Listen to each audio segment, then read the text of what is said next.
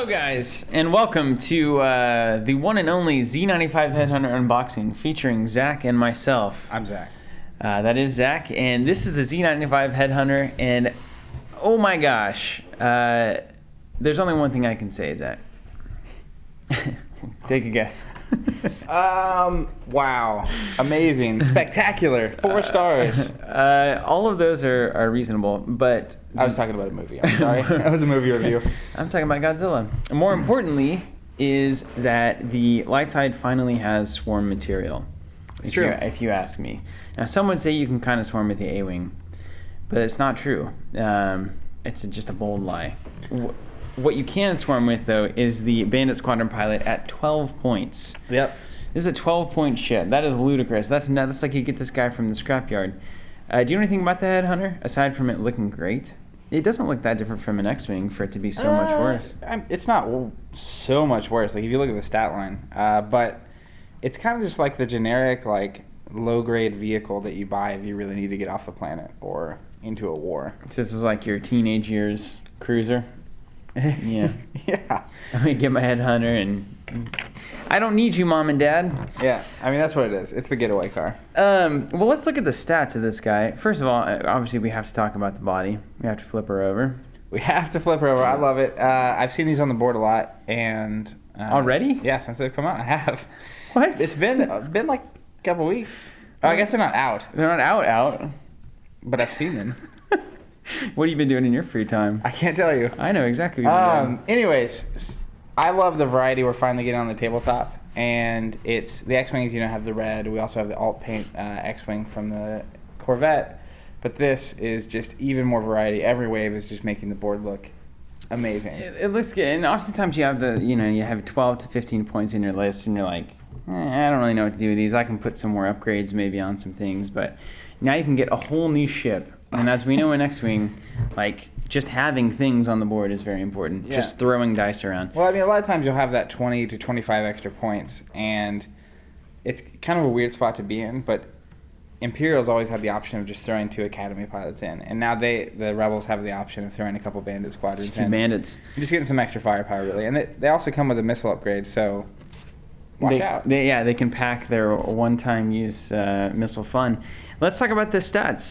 Starting with the Bandit Squadron pilot, that'll get us kind of the baseline of this ship. It's 2 pilot skill, 2 attack, 2 defense, 2 hull, 2 shield.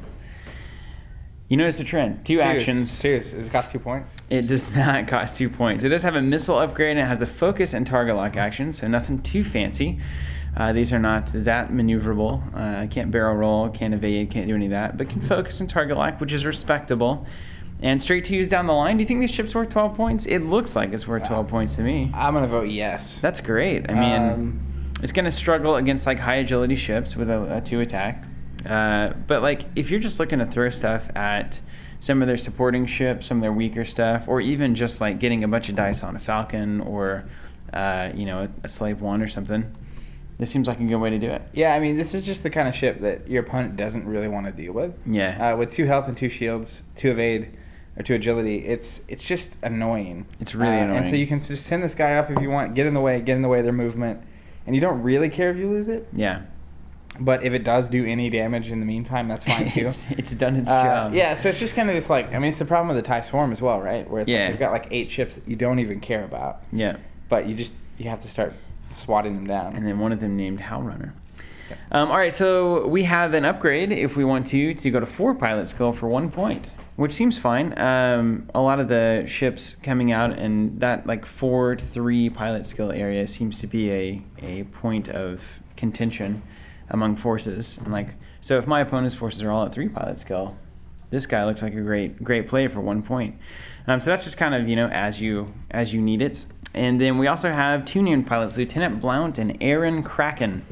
2 very cool names. Epic name. Lieutenant Blount is a 6 pilot skill, and he comes in at 17 points, so it's pretty decent upgrade. Same stat line as you would expect. He does, however, have the medallion upgrade, which we actually know the name of now, don't we, Zach? Which I still cannot remember to save my life. I called it leadership forever, but I think it's special something. Elite. Ability. It's elite something. Elite isn't ability it? or elite talent. Elite talent. Elite talent, yes. So Lieutenant Blount is There it elite is. We got there. and talented. When attacking, the defender is hit by your attack, even if he does not suffer any damage. I hate this guy. I think this is just the kind of pocket card that comes around, a year later. And it's like, oh, there's this one really cool thing that if it hits, it does something awesome. Now, obviously, there are things like that out there already. But I think as we see more and more kind of interesting effects on being hit that don't necessarily require damage, like, putting a bunch of stress on somebody, et cetera, those kinds of things are important. And this guy works with a secondary attack. When attacking, doesn't matter if it's your primary or secondary, you're always hit, which can come in later on some of these missiles. Yeah, and it also takes care of things like stealth device, which really bothers me. I'm a huge Soontir Fell fan. Stealth device, push the limit. I have focus evade with a bunch of dice, and you're just like, I don't care. I'm going to miss anyway. I have 12. I'm just going to cancel out that card of yours. That's Sweet. pretty cool. Yeah, so Blount is a really good anti-stealth device. Yeah, I mean, if you think you're going to see a lot of stealth device, which stealth device is a phenomenal card, so you do see it. He's not a bad slot. For 17 points? Yeah, that seems reasonable. Seems really reasonable. And then Aaron Kraken comes in 2 points ahead of him at 19 points. You're actually paying for a real ship now. 8 pilot skill, 2's all the way down. Also has the elite talent.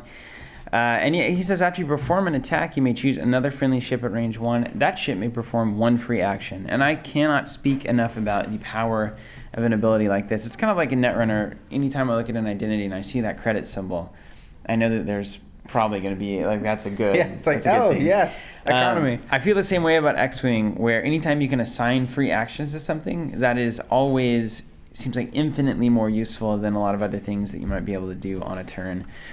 So this guy just plays straight up fundamentals. If you have 19 points, you can get an 8 pilot skill dude that can make this happen. I really like it in the sense that I can either have Aaron go first. Let's say I have some high pilot skill dudes. You have Aaron go first, shoot first, do his whole thing, and then it can give a defensive action to a ship that might have taken an offensive action. So I took a target lock. Now Aaron can give me a focus, and now my attack with that ship is going to be either awesome or okay, and then my defense with the focus is going to be great. He can just give someone an evade token if they can normally evade. These are really strong ability for an 8 pilot skill guy. A free action, you also have to look at barrel roll and boost, depending on the ship that you have. But what I really like about that is the timing of it, because a lot of times you have lower pilot skill things like the cheapest Headhunter here, who can't target lock something because they move and they're not in range yet. Yeah. But then enemy ships move in range, and now you could target lock. Yeah, absolutely. So being next to Aaron as kind of the squad leader, he could be like, oh, you focus, now you also have a target lock, and a target lock focus attack is very likely to get lots of hits. That is super good. I actually, the more that I look at Aaron, the more he appeals. He says, he's, I don't want to say plugging holes necessarily, just because it opens me up to any number of everything you're saying right now is great. But at the same time, it does feel like that kind of thing where it's like, I've got 20 points open. Dude, I'm gonna throw an Aaron in here, and 19 points. Totally going to get some free actions on the things that I actually care about.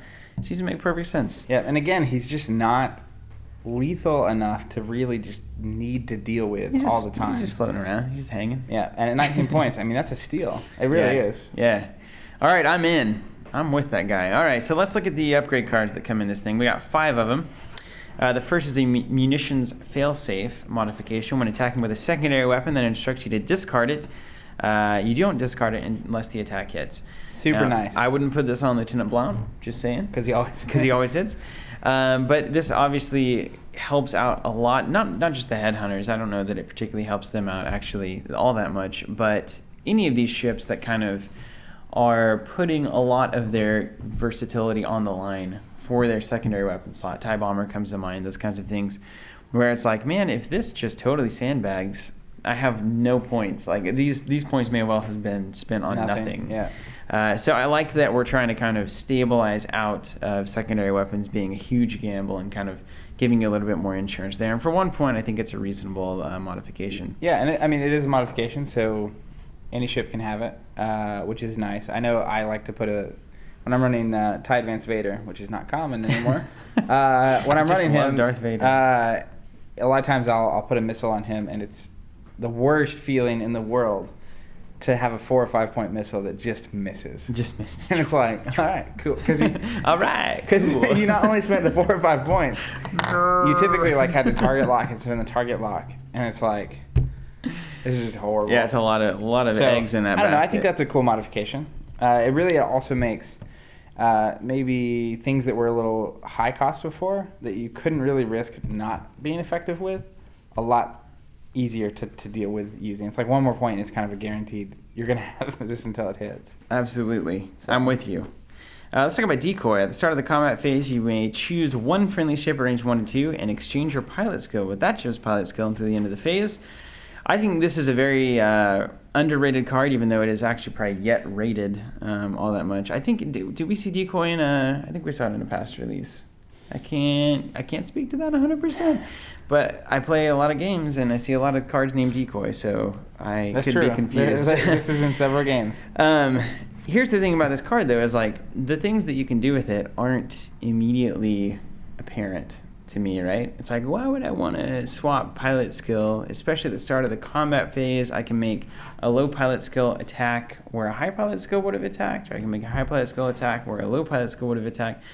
And you start to think about how that's useful, and it actually, there was a few situations that I was thinking about that I have not really firmed up in my head where it's like, oh, maybe that would be useful to shoot late. It's like, I'll put my, there's a situation where I want my high pilot skill to actually shoot later on, so maybe if this dude dies before I get to my awesome shot, I don't want to waste it on this thing that was already going to die to my, my Headhunter swarm, so now I can direct it over here, or any number of different things you can do in that situation. So I think this is a sleeper card for me. Yeah, it's interesting. I know we already have the similar card that a ship at range 1, you can basically move them up to your pilot skill. Yeah, and they which both is are pretty very which useful. which is very useful. Yeah.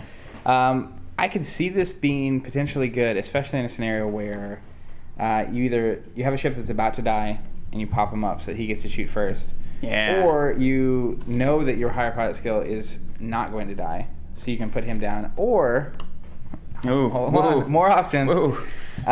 You have, I'm picturing, again, same to your fellow, just throwing it out there, where he has his tokens and you're not sure to use them on offense or not. Yeah. You are pretty sure he's not going to die, but you may have 2 focus on him. And it's like, well, do I spend 1 on attack? I don't know yet. So you kind of wait. Weather the and then, storm. It can be good to be at lower pilot skill in that scenario. Yeah, that does allow you to play a little bit more defense. It's like, all right, shoot all your stuff at me. If I have anything left to contribute to offense, then I'll use it on offense. That's an cool. Interesting card. It's a decoy. It's a decoy. Wingman. This is a 2-cost elite talent. At the start of the combat phase, remove 1 stress token from another friendly ship at range 1. I feel like this is another sleeper card. We're seeing a lot of very interesting interactions through the upgrades that are going to reward smart/clever pilots for flying a certain way and for just having these kinds of options available. I don't know that you can say enough about that. Just being able to remove stress after a K-turn, very, very important. Very, very, very important. Yeah, that's an interesting upgrade at 2 points. I'm sure there's going to be lists that really love this. Yeah. I'm not sure exactly what those are, but I feel like Kraken is like number 1 wingman here. You just it's wing like him up. He's flying up next to you, he's removing your stress, and he's giving you a free action. And it's like, it's a fair exchange. That becomes a ship you really have to deal with. Yeah. Support ship at 21 that you really just have to get off the board, I think is something worth doing.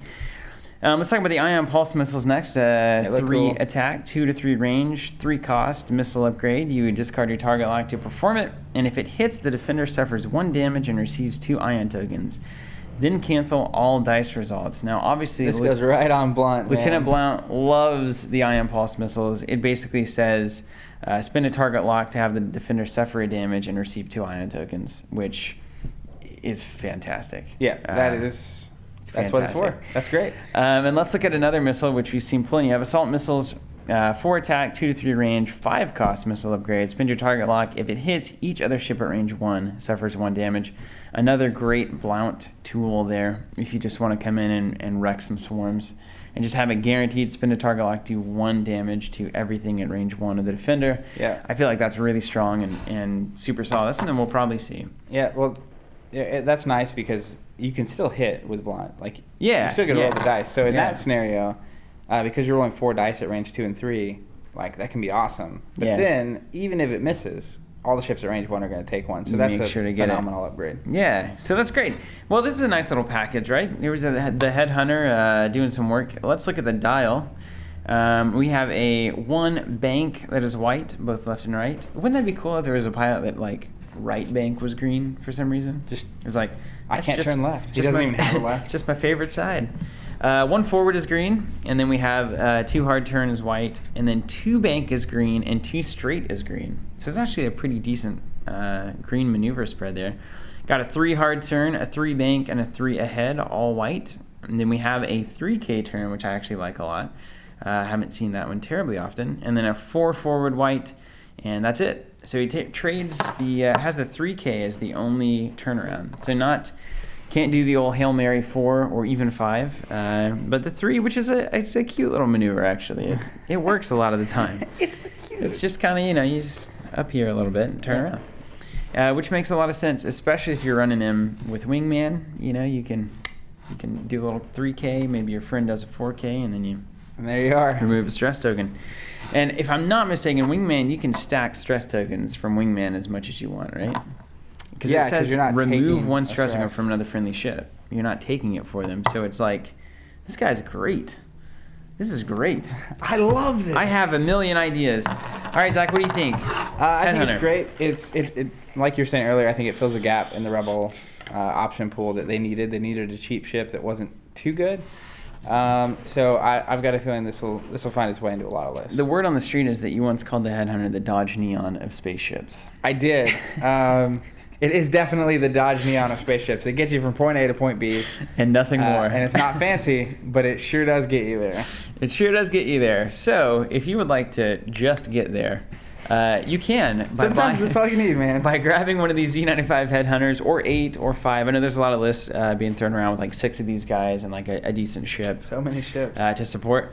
So Z-95 Headhunter, this is Wave 4 X-Wing, fantastic ship. If you want to grab these, we do have them on sale on our store, of course, because we like to sell everything that we talk about. Who would have thought? It's great. You can hear about it and then have it in your hands. If you already have the Z-95, then we hope that you're loving it and enjoying it. If you have any crazy ideas for it, just leave them in the comment section. And if you'd like to correct us on any missed Star Wars lore, which there's always tons of it in our videos. Or missed icon names. We certainly don't mind, so feel free to leave a comment for that as well. Thanks for watching, guys. Take care. We have all the Wave 4 unboxings coming at some point. They're either up right now or they will be soon. So thank you for watching, and we'll catch you on the next unboxing because you're about to watch it. See you guys.